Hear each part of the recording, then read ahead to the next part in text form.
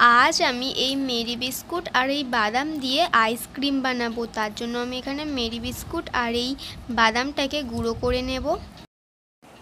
দেখো এখানে আমি গরম জল নিয়েছি আর এই গরম জলের মধ্যে আমি চিনি দেব। চিনিটা দিয়ে আমি ভালো করে গুলে নেব। এবার এর মধ্যে দেব কিশমিশ, তারপর দেব গুঁড়ো দুধ, তারপর আমি এর মধ্যে দেব সেই গুঁড়ো করে রাখা মেরি বিস্কুটের গুঁড়ো।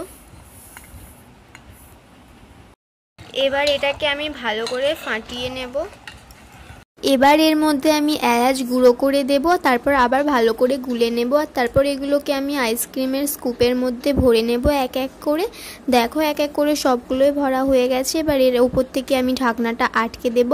দেখো এক এক করে আমি সব আইসক্রিম স্কুপের ঢাকনাগুলোই আটকে দিয়েছি। এবার এটাকে ফ্রিজে রেখে দেব।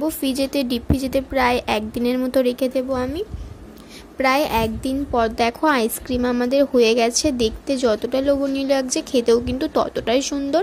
আর মেরি বিস্কিটের আইসক্রিম খেতে কিন্তু দারুণ হয়। আমার কিন্তু দারুণ লেগেছে। তোমাদের কেমন লেগেছে জানিও। আর ভিডিওটা ভালো লাগলে একটা লাইক করে চ্যানেলটা সাবস্ক্রাইব করে দিয়ে যেও। বাই।